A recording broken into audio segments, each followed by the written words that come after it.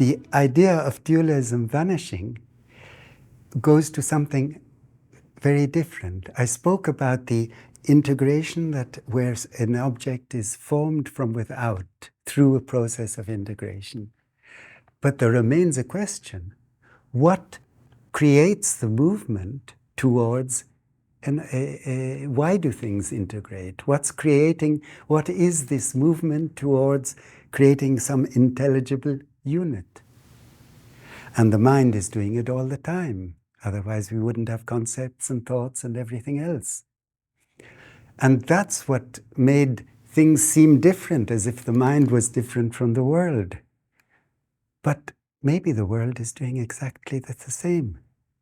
Why not think that it, in fact, observe in the world that on all levels things are forming units?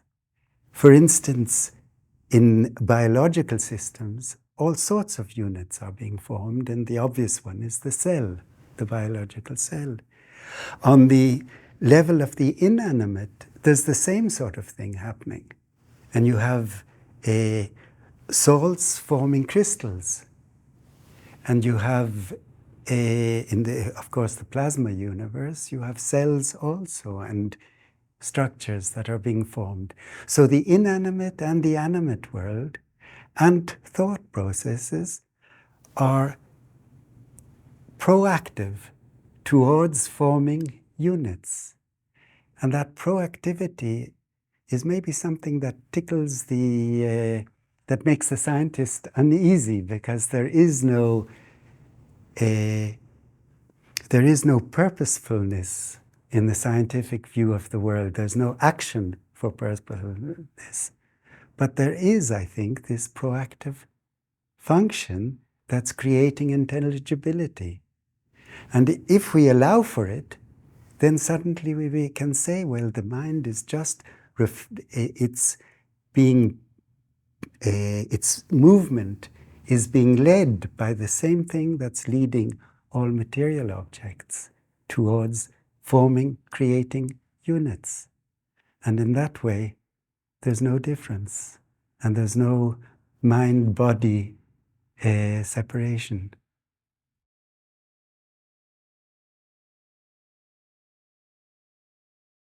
It's almost necessary to go back to the Renaissance to answer the question. Something happened in the Renaissance which isn't often opened out, fully described.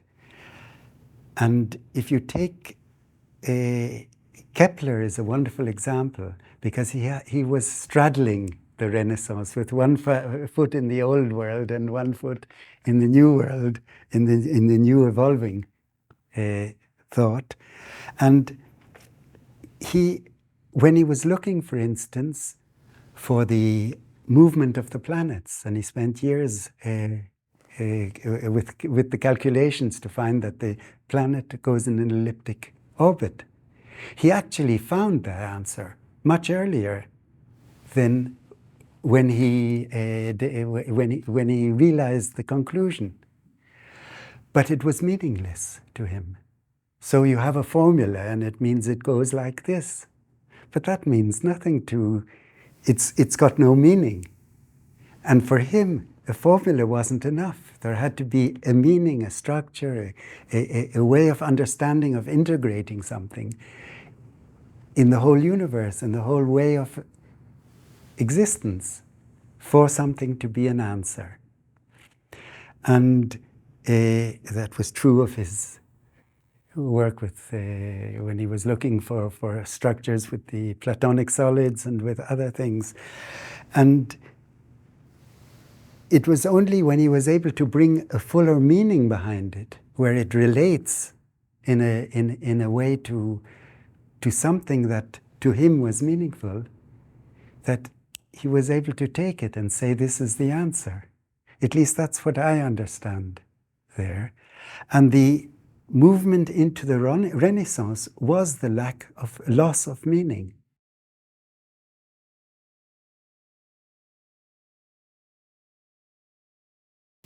I think there was a cosmic structure, and people had a role in the cosmic structure. Yes, even though you might have wanted it or you didn't want it, but somehow there was some view of participation and of functioning together in a structure, that the overall structure had meaning somehow. And it could have been within religion, it could have been, I think it goes far beyond Christianity also, that kind of view. And it's probably the simple view of, not simple view, but the deep view of what we'd call today primitive thought, which of course goes far beyond much of what we think today. But I have the feeling that we reached a crisis in the modern period, in the contemporary period, where the lack of meaning is problematical again. And I think the electric universe does open that possibility.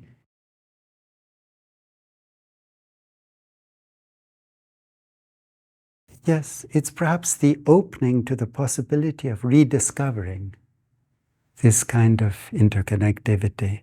The answer to what is all of this is the excitement of moving into something that becomes meaningful, where suddenly our relationship with one another becomes significant. Respect has a place again. Respect not just for people and animals and plants and insects but kind of respect for just the fact that we're alive and the possibilities that that gives to offer and to receive. Finding a source for that interest again with the electric universe is what's needed in all areas now, not necessarily just in every area of understanding. I can tell the same story in philosophy, which moved in contemporary philosophy so much into structures and positions where you're actually recognizing philosophical approaches for, you're categorizing and separating and analyzing. And what gets lost is the reason for that philosophy altogether. What are you looking to understand? And are you furthering the understanding that set you out in the beginning in a philosophy direction? So many directions today need to find their meaningful outcome again. And if that's happening, isn't it wonderful?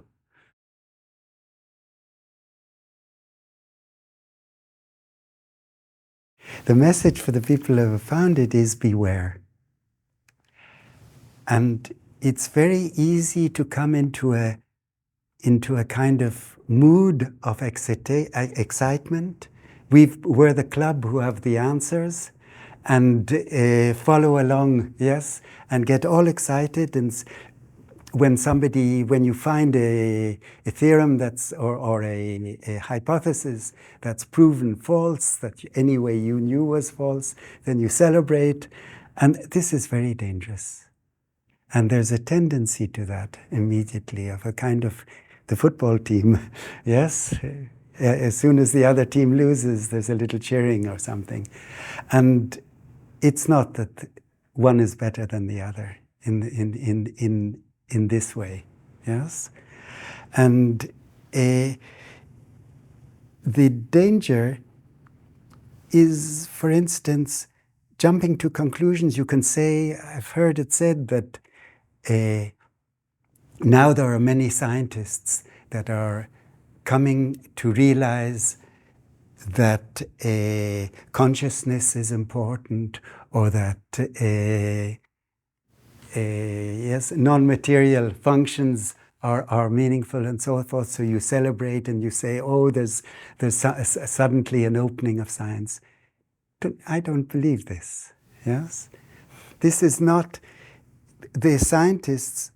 According to a lot of what is said in the electric universe, these are the same scientists that were building fairy stories beforehand on all sorts of supposedly scientific facts.